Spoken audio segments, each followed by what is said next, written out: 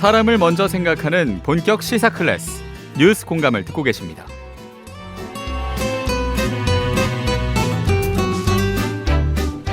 네, 이번 시간에는 중대재해법에 대해서 좀 알아볼 텐데요. 2022년 1월 27일부터 시행이 됐습니다. 근로자가 1명 이상 사망할 경우에 해당 기업의 최고 경영자 또는 사업주에게 1년 이상의 징역이나 10억 원 이하의 벌금을 부과할 수 있는 법입니다. 이 법의 시행으로 지금 산업 현장에는 좀 안전사고가 줄어들지 않을까라고 예상을 했는데 이 법이 시행된 이후에도 많은 사람들이 좀 현장에서 다치고 목숨을 잃기도 했습니다.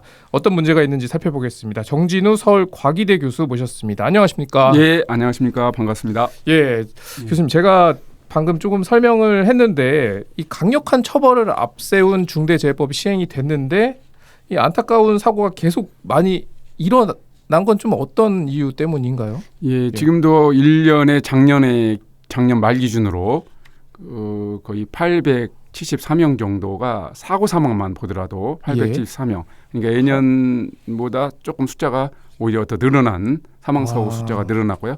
전체 재해도 많이 늘어났습니다. 그러니까 네. 줄기는커녕 오히려 지금 전체적으로 일반 재해도 그렇고 사고 사망자 수도 늘어나고 있는 지금 그런 추세를 보이고 있습니다. 그러면 결국 이제 중대재해법이 시행된 지 1년이 조금 넘었는데 긍정적으로 평가할 수는 없겠네요.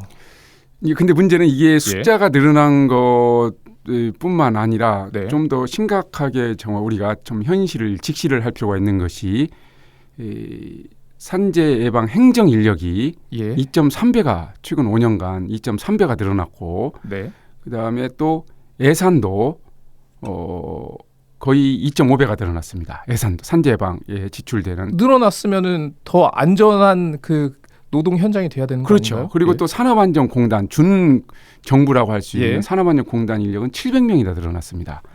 그렇다 보면 그 인력과 예산이 대폭 거의 혁명적 수준으로 늘어났다라고 보면 당연히 산업재해가 줄어들어야 하는데 줄지를 않고 오히려 늘어났다는 것은 과연 중대재해처벌법이 이 산업재해를 예방하는데 과연 기여를 했는가? 오히려 이건 늘리는 쪽으로 작용한 거 아닌가라고 하는 그런 방증이 되지 않을까라는 생각까지 해보게 됐습니다. 그러면은 이 부분부터 좀 살펴볼게요. 이 중대재해법이 시행된 후에 어떤 산업 현장이나 이런 데에서 어떤 긴장감이 높아진 건 사실이죠. 예, 맞습니다. 그런데 그런 긴장감이 높아지는 효과가 있었는데도 사망 사고는 계속된다. 그 이유 뭐라고 봐야 됩니까? 이게 긴장감 조성됐고 관심도 많아진 것은 확실하고요. 근데 정확하게 표현하면 공포감 조성이라고 볼 수가 있습니다. 그런데 이게 긴장감 공포감을 조성을 했더니 이 기업체에서 형사처벌을 회피하는 쪽으로 그쪽으로 이 집중을 하는, 즉 발등에 이제 불이 떨어졌다고 생각하고 그 발등에 떨어진 불을 끄는 데에 집중을 해버리는 그런 쪽으로 지금 움직이고 있다라고 평가를 할 수 있겠습니다. 그러니까 이게 교수님 설명은 어떤 기업이 안전 관리를 할 수 있는 역량을 키워야 되는데 그게 아니라 오히려 책임 회피에 급급했다. 그렇죠. 그러니까 실질적인 예방 활동을 강화한다든지 안전 역량을 높인다든지 그런 노력보다는 주로 이제 보여주기. 어떤 사례가 있었나요? 예를 들면 이제 서류 작업, 우리 중대재해처벌법에서 규정하고 있는 여러 가지 이제 기준들을 형식적으로 준수하는데, 형식적으로 지키는 데에 집중을 한 거죠. 예를 들면은 서류 업무 매뉴얼을 만들어라, 또는 기준을 작성해라. 그러면 이제 그것을 서류로 작성하는데 급급 그러니까 서류만 만들어 놓기에 급급하고 사실은 그게 제대로 실천이 돼야 되는 건데 현장에 작동이 돼야 하는데 거기까지는 보장을 할 수 없었던 거예요. 그것까지는 기업 입장에서 보면 그것까지 할 여유가 없다. 또는 없다. 우리 어떤 객관적으로 보면은 이 실질적인 안전 관리는 좀 무관심하고 그리고 형식적으로 이제 보여주기. 그래서 우리는 이런 걸 다 했으니 형사 책임에서 벗어날 수 있겠다. 그런 거에 이제 관심을 많이 가지고 있는 것이 좀 부정할 수 없는 현실인 것 같습니다. 그러면은 이 교수님이 지적하신 것들 중에 또 하나 보면은 중소건설사가 어떤 네. 안전 인력을 구하고 싶어 하는데 중소건설사는 구하기조차 어려운 상황이다. 이건 어떤 얘기인가요? 그러니까 이게 중대재해처벌법에서 이렇게 상당 강력한 처벌로 네.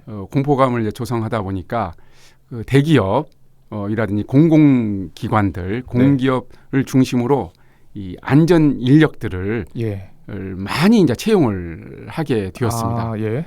그러다 보니까 그 인력이 주로 어디에서 많이 이게 어떻게 보면 스카웃 내지 차출을 하냐면 네. 중소 건설 현장에 있는 인력들이 아무래도 중소 건설 현장이 일하는 여건이 이렇게 좋지 않다 보니까 네. 중소 건설 현장에서 근무하고 있던 안전 인력들이 다 대기업, 제조업 쪽, 공공기관 좀 괜찮은 일자리 쪽으로 다 쓰나미처럼 빠져나가 버린 거예요. 근데 이런 중소건설사나 좀 작은 곳에서 안전사고가 더 많이 발생하는 거 아닌가요? 그렇죠. 이제 거기에 훨씬 취약하고 예. 어떻게 보면 안전 역량이 거기에 집중이 되어야 하는데 아이러니컬하게 정작 계셔야 할 곳에 예. 계시지 않고 오히려 거기서 사람들이 대규모로 빠져나가서 지금은 중소건설 현장에서는 사람을 구하고 싶어도 구할 수 없는 그런 형편입니다. 그 사람이라는 게 이제 안전 안전 관리를 하는 사람들. 담당하시는 분들, 안전을 예. 전문적으로 지금 처리 담당하시는 분들이죠. 근데 뭐 일부에서는 이런 중대재해법이 있어서 그나마 좀 경각심이 키워지는 측면도 있었다. 네. 이렇게 설명하시는 분들에 그렇죠. 대해서는 어떻게 생각하세요? 경각심을 아까 말씀드린 경각심을 이제 조성한 것은 분명히 사실인데 이제 문제는 경각심 조성만으로는 이 재해방으로 이게 이어지지 않을 수 있다라는 것이 바로 지금 현실에서 보여주고 있는 거 아닌가 싶습니다. 왜냐하면 그 재해방으로 실질적인 재해방으로 이어지려면 예. 안전 역량, 안전 수준 자체가 예. 올라가야 합니다. 그렇죠. 이제 그냥 단지 그 부모님이 엄한 부모님이 네. 아이들이 이제 공부 못한다고 해가지고 거기서 회초리 들고 뭐 항상 감시하고도 다음번에 반에서 10등 안에 들지 못하면 집에서 쫓겨날 줄 알아라라고 이렇게 하면은 애가 공부하는 척은 하는데 예. 책상에는 오래 앉아 있는데 그렇죠. 책상에 앉아서 다른 생각을 하면 그렇죠. 의미가 없는 거잖아요. 예. 그리고 이제 부모님이 볼 때만 열심히 네. 하는 모습을 보이고 평상시에는 공부를 열심히 안 하는. 근데 그런 거하고 이제 비슷하다고 할 수가 있습니다. 그러면 예. 1년 뒤면은 이게 이제 50인 미만 그리고 50억 미만의 사업장에도 적용이 되잖아요. 예. 뭘 바꿔야 합니까? 문제점 어떻게 고쳐야 될까요? 그러니까 이 법이 가장 큰 문제가 네. 예측 가능성과 이행 가능성이 많이 부족하다는 것입니다. 예측 가능성과 이행 가능성이 예. 부족하다. 이게 법이 실효성을 예. 말 그대로 예방 효과를 거두려면 예. 이 누가 무엇을 어떻게 해야 하는지를 네. 좀 명확하게 제시를 해줘야 하는데 지금은 아무리 준법 의지가 강한 기업조차도 예. 한마디로 초대기업조차도 누가 의무주체인지 그다음에 어디서부터 어디까지 해야 하는지 그다음에 어떻게 해야 하는지에 대해서 알래야 알 수가 없습니다. 그러니까 어떤 행위를 해야 하는지 예. 행위의 어떤 기준과 유형을 정형화할 수가 없다 보니까 그래서 기업들이 하는 척하는 즉 형식적인 안전활동으로 치닫는 그런 모습을 보이는 거고요. 중소기업들은 네. 아예 어떻게 보면 눈만 꿈벅거리고 있다라는 이제 표현을 할 수가 있는데 그러니까 뭐 경각심을 갖는데 행동으로 직접 이어지지 못하는 즉 뭘 하긴 해야겠는데 뭘 해야 할지 모르는 예. 굉장히 이제 혼란스러운 그리고 어리둥절해야 하는 이제 그런 상태라고 할 수가 있습니다. 그러면은 뭔가를 이제 바꿔야 되잖아요. 예. 좀 어느 부분을 손봐야 되는지 좀 구체적으로 좀 설명을 해주시겠습니까? 먼저 어떤 의무 주체 문제 즉 한 법의 입구에 해당되는 네. 첫걸음이라고 할 수 있는 시작이라고 할 수 있는 의무 주체부터 좀 명확하게 설정을 해서 누가 의무를 이행을 해야 하는지 누가 안전보건 조치를 예. 취해야 하는지에 대해서 이 통상적인 법 감정을 가지고 있는 사람 즉 사물의 변별 능력을 제대로 갖춘 사람이라고 하면은 누가 의무를 이행해야 하는지 누가 의무 주체인지 어떤 안전보건 조치를 취해야 하는지를 이 예상할 수 있게끔 예. 그렇게 해야 이 실질적인 안전 관리, 실질적인 예방 활동으로 이어질 수 있습니다. 그래서 그거부터 다른 여러 가지 문제가 있지만은 예방 의무 주체, 누가 안전보건 조치를 취하는 것부터 예. 빨리 신속하게 이게 명확하게 설정을 해야 어떤 이 법이 많은 비용이 들어가고 있지 않습니까? 예. 그 많은 비용이 그래도 효과를 이제 그거에 비례해서 효과를 볼 수가 있는데 지금은 엄청난 우리 사회에 아까 말한 행정 비용도 종전에 비해서 뭐 한두 배도 아니고 많이 늘었죠. 거의 뭐 예. 세 배 어떤 경우는 안정당 같은 경우는 700명까지 늘어났고 이거 뭐 말이 두세 배지 액수로 따지면 엄청난 액수이거든요. 그리고 기업들도 엄청난 비용을 지금은 전혀 도움이 되지 않는 컨설팅 기관 로펌에다가 돈을 한마디로 쏟아붓고 있습니다. 근데 그렇게 엄청난 비용이 들어가는데 지금 이 효과를 못 얻고 있다는 것은 법의 본질을 충족시키지 못하고 있다라는 예, 그렇죠. 엉뚱한 우리 사회에 많은 돈이 엉뚱한데 지금 흘러가고 있다, 쓰여지고 있다라는 얘기인 거죠. 근데 기업들은 이 중대재해법을 완화해달라 이런 얘기를 하잖아요. 예. 이 부분은 좀 어떻게 보십니까? 그러니까 중대 완화가 저는 중요한 것이 처벌보다는 예방 기준을 명확하게 아까 말한 실효성 있게 정비하는 것이 그게 더 훨씬 중요하고 또 정의롭다고 저는 생각합니다. 예. 처벌 수준 많이 올려놓은들 실제 처벌을 못하면 예방 기준이 엉성하고 불명확하면은 처벌도 못합니다. 자 그러면 지금 실효성도 없고 이제 정부도 움직여야 할 것 같은데 중대재해법 시행 후에 좀 정권이 바뀌었잖아요. 예, 지금 윤석열 정부는 이전 정부와 좀 어떤 차이를 보이고 있는지 좀 설명을 해주시겠습니까? 이게 이제 겉모습 보면은 많이 다른 것처럼 보이는데 실제는 크게 차이가 나지 않는 것 같습니다. 이게 전 정부는 엄벌에 많이 의지를 했죠. 그리고 그랬죠. 약간 좀 뭐랄까요, 이 인력 아까 말씀 인력 늘리고 여러 가지 예산 늘리고 그리고 또 좀 이 많은 부분을 처벌 강화에 이제 초점을 맞췄습니다. 그런데 현 정부는 처벌 강화에는 이제 반대 기조를 보이고 있고, 그다음 인력이라든가 예산도 늘어나지 않을 것 같습니다. 근데 문제는 그게 우리가 뭐 어떤 정책이든 실효성이 목적이지 않습니까? 실효성은 그렇죠. 법도 마찬가지로 실효성을 거두는 것이 목적이지 처벌이 목적은 아니기 때문에 그 실효성을 갖추는 쪽으로 정책이 주안점이 거기에 두어져야 하는데 양쪽 다 실효성이라는 점에서는 별로 관심이 없는 것 같아요.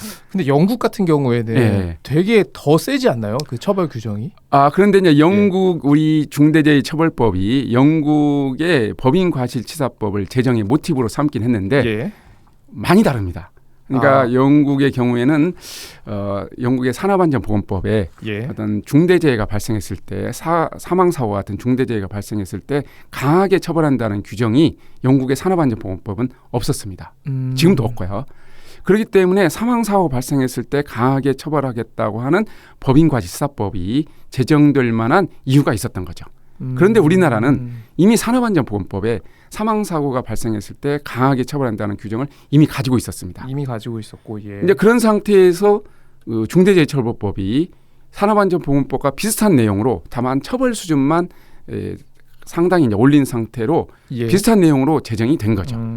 이제 그러다 보니까 이게 영국법과 확연히 다른 내용과 모습을 취하고 있는 겁니다. 그래서 처벌로 보면은 우리가 강한 부분도 있고 영국이 강한 부분도 있는데요. 예를 들면 벌금 같은 경우는 영국은 이제 무제한입니다. 그쵸, 그러나 인신 자유형 한마디로 이제 징역형의 경우에는 영국의 경우에는 하한선이 없습니다. 그러니까 뭐 1년 이하의 징역 정도인데 우리는 1년 이상의 징역으로 돼 있어서 인신형 자유형의 경우, 징역형의 경우는 우리가 훨씬 세다고 할 수가 있습니다.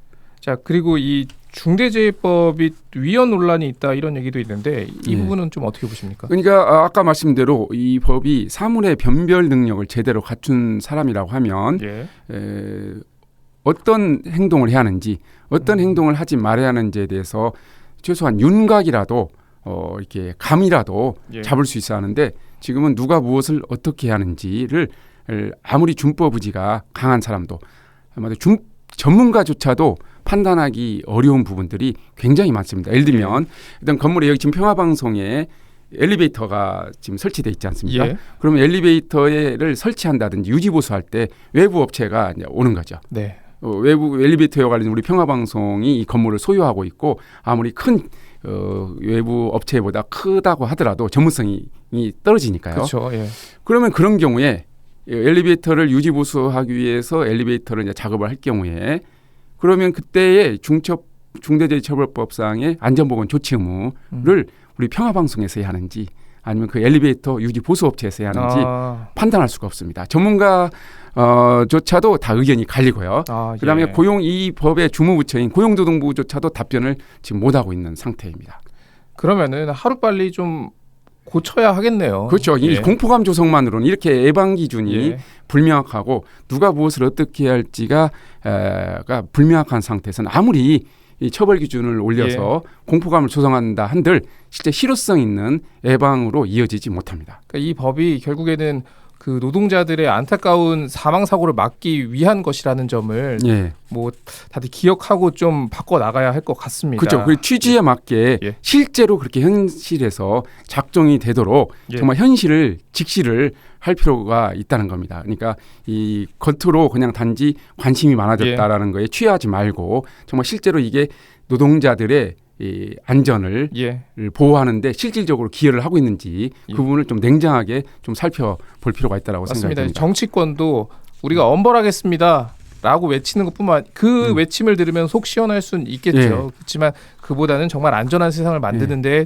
주안점을 둬야 한다는 점 알겠습니다. 그렇죠. 이 부분 이제 정치권도 많이 반성을 해야 합니다. 정치권들이 보여주기 그다음에 또 뭔가 들끓는 여론을 잠재우는데 급급해서는 안 된다는 얘기입니다. 알겠습니다. 말씀 여기까지 듣도록 하겠습니다. 지금까지 정진우 서울과기대 교수와 말씀 나눴습니다. 오늘 말씀 고맙습니다. 감사합니다.